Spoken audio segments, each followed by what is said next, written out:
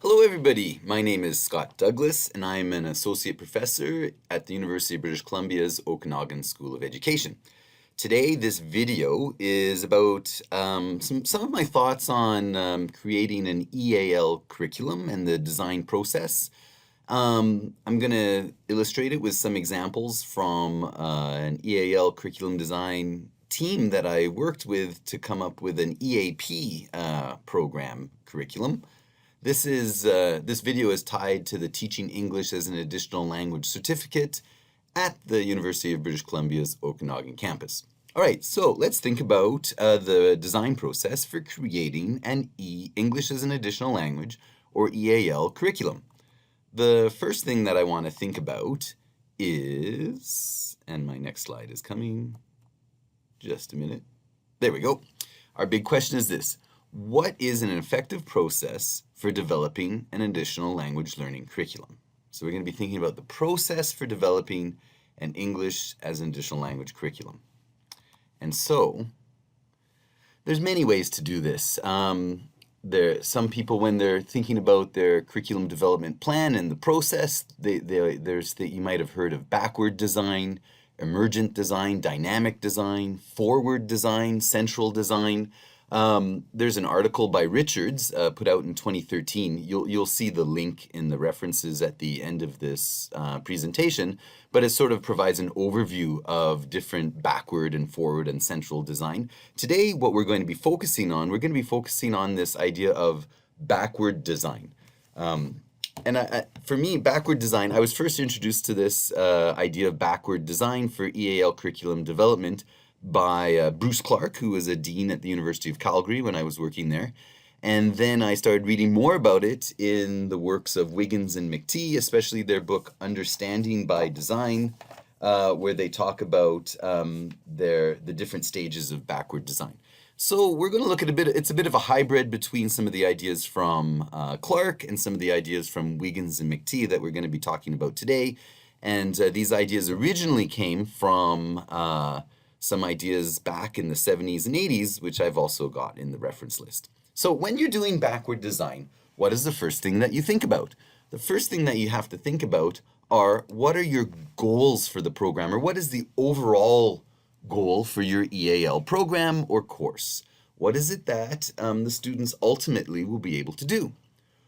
Once you've established your goal, then the next step is to think, it's almost like thinking about the sub-goals. Like, what are the learning outcomes, or what are the objectives, or what do the students need to be able to do so that we know that they've achieved that goal?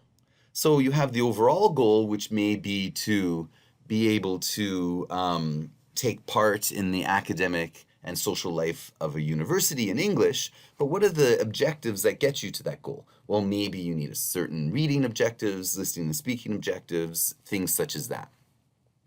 Once you've established the goal, and then you know what the learning outcomes or objectives you need to achieve in order to get that goal, now you need some evidence in order to know that the students have reached those objectives. And how do we get that evidence? Well, we get it through assessment. And so you're going to be thinking, well, what types of assessment will the students undergo so that they can produce the evidence that we know they've reached the objectives that ultimately tell us that they've reached the goal. After we've decided on what the assessment pieces are for our curriculum, then we're going to be thinking about, okay, well, what kinds of teaching and learning experiences do the students need to have so that they can produce the evidence that we need to know that they've reached the objectives for the ultimate goal? And so you can see, rather than starting with the teaching and learning experiences first, we start with our goals, and then we work backwards to think, what is it that we need to do in order to reach those goals? The key to this backward design, though, is that each one of these steps is adequate, right? Do we have adequate assessment? Or let's say we establish the assessments. Are the students going to have adequate teaching and learning experiences that will enable them to be able to produce those assessment pieces? And so we have to think about that. The other thing we have to make sure is that our different steps are consistent with each other. So if we come up with an assessment piece, is that assessment piece actually consistent with the objectives? So for example, if one of our objectives is that students will be able to deliver a 5-minute presentation on a familiar topic, if that's the objective, the assessment piece probably shouldn't be a multiple choice test looking at different kinds of grammar, because that's not really consistent with the ability to deliver a presentation. Do you see what I'm saying? All right, so we're looking to make sure everything is enough, and we're looking to make sure it's consistent. So let's look at these different steps a little bit one by one. So we're starting with goal. And so with the goal, as I said before, we're asking ourselves, what is the primary goal of an EAL program under development? And using the example of English for academic purposes, we might be thinking about our overall goal is that the students will be able to be successful in their university studies, and they'll be able to participate in the social and academic life of the university community. So there's our big sort of lofty goal. The students will be successful at university, and they'll be full participants in that university community. Once we've got that goal, now we need to think about, well, what are the objectives that students need to reach in order to fulfill that goal? What are the learning outcomes of the curriculum? Some people call these SWABOTs, like what will the students be able to do in order to reach that goal? And so now we need to think about that. In order to establish those objectives, it's a good idea to do a needs analysis, right? You're thinking about what do the students need to know on exit from your EAL course of studies in order to fulfill the overall goal. Well, in order to know what they need to know, we can do a needs analysis. So for example, in my case, we did a needs analysis for an English for academic purposes program for undergraduate students. And we started thinking about, okay, what are the tasks, assignments, what kinds of interactions will they have? What are their administrative encounters, et cetera, what is going to happen to them at university, and what do they need to be able to deal with so that they'll be successful at an English university in Canada? And so we began our needs analysis. And as we did our needs analysis, some themes began to emerge. So for example, in reading, we noticed that the students are going to have to deal with a high volume of readings at university. But it's not just like textbooks that they're going to be reading. They're also going to be reading course outlines, articles, books, but it's not just reading them. They also need to be able to evaluate them and decide, is this relevant to what I'm doing, et cetera, et cetera. We came up with quite a large list, so you can think for yourself what is missing from this list. But once we established sort of the needs analysis for reading, we were able to begin coming up with some reading objectives. So for us, one of our objectives was that we thought that students needed to be able to use a wide variety of reading strategies so that they could reach their own conclusions about a reading. Okay, so this was our objective. Once you have that objective, you now need to think, is this objective consistent with the overall goal of the program? And remember, our overall goal is that students will be successful at university and they'll be full participants. And so we thought, okay, yes, being able to use reading strategies helps us reach that goal. Then we did a needs analysis. Some themes began to emerge from our needs analysis related to writing. So we're looking at what do students need to be able to do in undergraduate studies related to writing? Well, we found that they're dealing with short answer exams, they have to do research papers, but they're also dealing with learning management systems and contributing to discussion boards. There are many other things, so you'll think for yourself what's missing from this list. But once we were completely done, or once we were done that needs analysis, then we started to think about, okay, what writing objectives emerged from that needs analysis? One of the writing objectives that we came up with was that students would be able to recognize as well as use a wide variety of rhetorical patterns in their writing, and they also need to be able to recognize and use a wide variety of different writing genres that are going to fit the demands of the core subject areas at the university. And so what kinds of writing genres take place in economics, what kind take place in biology, et cetera, et cetera. Once we came up with this objective, we then had to ask ourselves, so does this objective fit with the overall goal of an EAP program? And again, we started to think, well, if the overall goal is being successful at university and taking part in the life of the university, then yes, knowing the different writing genres at the university is going to be very important. Then listening and speaking, and some, again, needs analysis, some different themes emerged. Being able to listen to extended lectures, at a Western university or a university in Western Canada, you're still going to be having courses where you're going to have to sit and listen for hour-long lectures. Students were also required to deliver formal presentations, so sort of that monologic kind of speaking ability. And also they needed to be able to formulate asking questions and things such as that.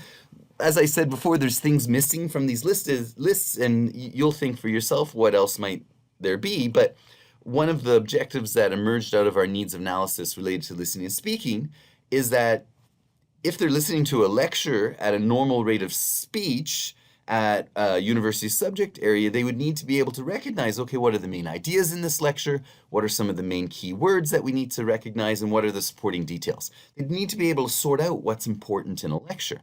And again, for every one of our objectives, we had to ask ourselves, is this consistent with the overall goal of the program? And here again, we thought, okay, yeah. Now, other things emerged too, rather than just the 4 skills of reading, writing, listening, speaking. Other needs came up, such as students be able to deal with stress, students understanding diversity and inclusion and multiculturalism as it happens, or how it manifests on a Canadian campus, and also time management skills and other things as well. As I said, there's things missing from this list. So what kind of objectives arose from that other needs analysis?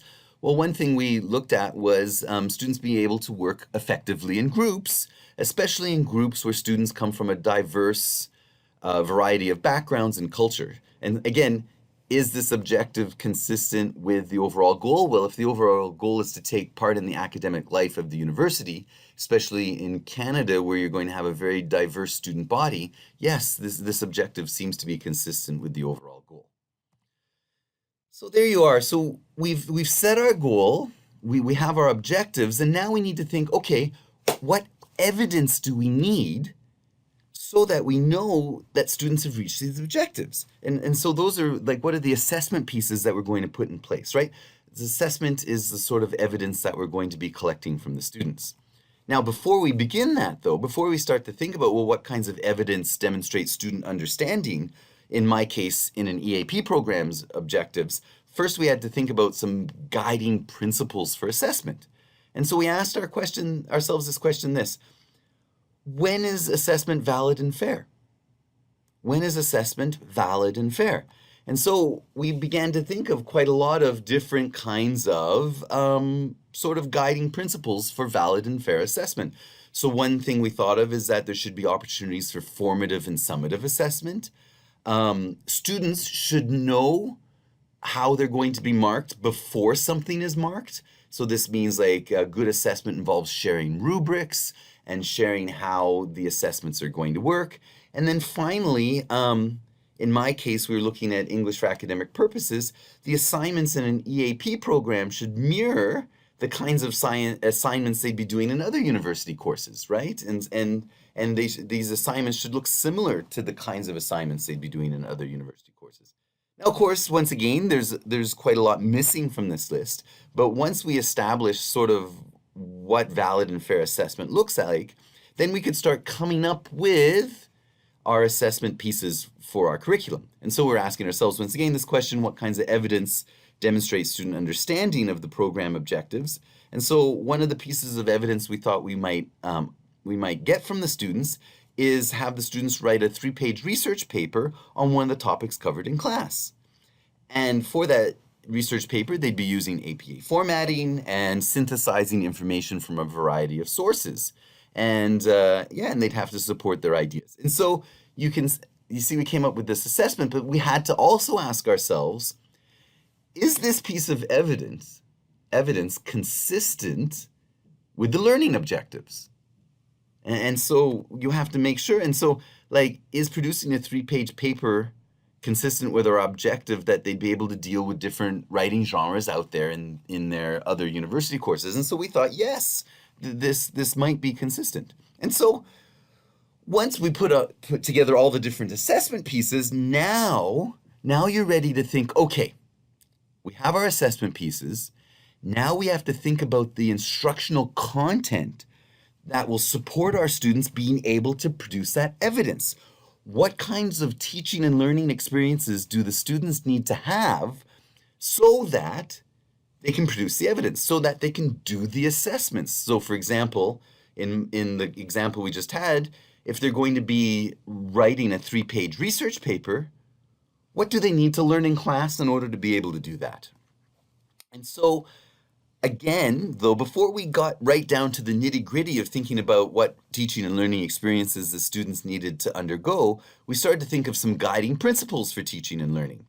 And so we looked at 3 sets of guiding principles. First of all, we thought about, okay, what kinds of things support increasing students' English language proficiency? Then we thought about, okay, what does good teaching look like? And then we thought, what do effective teaching materials look like? So we looked at guiding principles for language learning, guiding principles for language teaching, and guiding principles for course materials. And so we came up with quite a large list, but some of the ideas we had, we thought, okay, when does English language proficiency develop? Well, one thing, students have to be motivated. Number 2, they need to be challenged just slightly beyond what they're able to do independently. It shouldn't be a massive challenge, but also it shouldn't be not challenging. And then finally, we thought people's English language proficiency increases when they're doing large amounts of free voluntary reading. They need to be exposed to lots of reading of English language materials. And of course, naturally, this list can be quite long, and these are just some examples. So first of all, we're thinking, okay, we had to think about, well, how do people learn additional languages? Then we started to think, okay, with those guiding principles in mind for how people learn additional languages, then we had to think about, okay, what is good teaching? And so we came up with quite a long list again, but the first thing we thought is good teaching is intentional, planned, and systematic. We go in there with a plan. The other thing we thought is that good teaching incorporates formative assessment and constructive feedback, right? We're evaluating students so that we can give them feedback so that they can continue improving. And then finally, we thought good teaching, what is that? Well, we thought good teaching borrows from a wide range of teaching methods. It doesn't just focus on one way of teaching, but it takes advantage of principled eclecticism. What do I mean by principled eclecticism? It means that teachers are able to borrow from a wide range of teaching approaches, teaching techniques, and teaching strategies and teaching methods, depending on the situated needs of their own learners. So, for example, they won't have a dogmatic kind of approach saying, I never drill my students. Maybe there'll be a point where some oral repetition is important. It just depends on the needs of your students, and vice versa. So there's things missing from this list. And then finally, after we thought about, when does English language proficiency develop? What does good teaching look like? Then we had to think about, okay, what are some examples of effective teaching materials? And so we said to ourselves, well, teaching materials or English language teaching materials are effective when they're authentic. So that means that they're going to reflect materials and activities that they're going to see, in our case, in their degree programs, but maybe in a general EAL course, the materials would reflect things that they would see in real life. Good materials also avoid cultural bias, prejudice, and stereotypes. So it avoids sort of cultural essentialism, such as Canadians like this, and Japanese people are like that. And then finally, the materials need to be appropriate to students' needs, interests, and abilities, right? And so they need to be relevant to the learner. And again, there's a lot of things missing from this list. But once we had decided all that, then we could begin actually thinking about, well, how are we going to craft the teaching and learning experiences for the students? So then we had to think, there's 2 levels of design here. There's the macro level in the curriculum, and then there's a micro level. So what do I mean by macro level? Those are the curriculum-wide decisions that we're going to make. Whereas the micro level, those are those day-by-day decisions that instructors make. So macro level design decisions, what do I mean? Well, this is things like, how are we going to organize the curriculum? This is the big picture stuff, right? So What do I mean by curriculum organization? Well, so in English as an additional language, we have a variety of choices. We might organize our curriculum in a prerequisite manner. So what I mean is, a prerequisite, we're going to be thinking about what do students need to know before they can do the next thing that they need to know. And so we'll be doing things one at a time. You might also call this actually, what do you need to know? Because if you don't know it, you won't be able to know the next thing that we're going to be learning. Okay. Elaborative thematic organization, that's moving from simple to complex. Maybe you're looking at simple case studies and eventually you're looking at more complex case studies. Thematic-based teaching, well, maybe it's all organized along meaningful, complex themes and you're tying all your language instruction to that. Skills-based, this might be like a traditional grammar-based kind of organization where first you're looking at the past tense and then tense system of English, and then you're going to look at adjectives and adjective clauses, etc. And there's other ways of organizing the curriculum. Now, the way we do it on a macro level, this is going to influence the micro design level as well. For example, so in our EAP example, we actually decided we were going to do content-based instruction, and we organized our curriculum thematically on themes that came from the various disciplines in the academy. So we had a theme related to biology, a theme related to economics, a theme related to art history, and that's how we organized our curriculum. Now the micro design, though, this is how the curriculum is going to be delivered. This is the craft of teaching. This is when teachers are using their specific instructional strategies, they're engaging in formal assessment, they're thinking about motivational design, all of these kinds of things. And this is how we're going to prepare the students in order to produce that evidence that we're looking for. In the EAP example that we were talking about, it's important to say that on the micro design level, we really wanted instructors to have as much independence as possible to use their creativity and personal practical knowledge and expertise to plan those rich classroom experiences that would enable students to produce the evidence so that we knew that they reached the objectives, so that we knew that they reached the goals. So all of us agreed on the goals, objectives, and the macro curriculum design, but we really didn't interfere on that micro level where teachers deciding how they're going to put together warmers, what strategies they'll use, etc., etc. So this brings us again to the big question of the day: what is an effective process for developing an additional language teaching and learning curriculum? And so for me personally, the answer lies in backward design, and having backward design as a framework for developing an EAL curriculum. I'm not dogmatic about it, though. I do think there's different entry points in backward design, and that sometimes you might find good materials which will cause you to rethink your objectives. And so it's a bit more flexible than the linear model that I've presented in this presentation, but I do think this gives us a framework onto which to hang the design process. So there's some of the references for this presentation. Thank you very much for listening today, and good luck with all of your EAL curriculum design endeavors. Thank you very much. This is Scott Douglas saying goodbye.